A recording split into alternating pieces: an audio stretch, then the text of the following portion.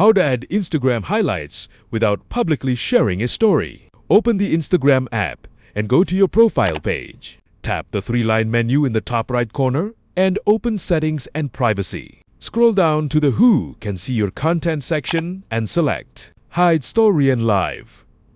Choose all of your followers, so your story won't be visible to anyone. Next, return to Home screen and tap your profile picture to create a new story.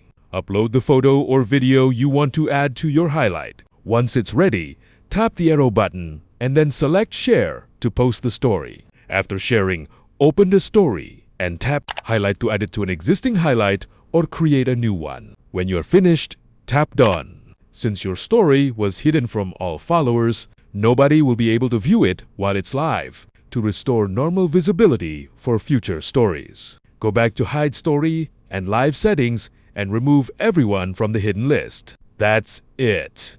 Your content will appear in your Instagram highlights without being seen by your followers as a regular story.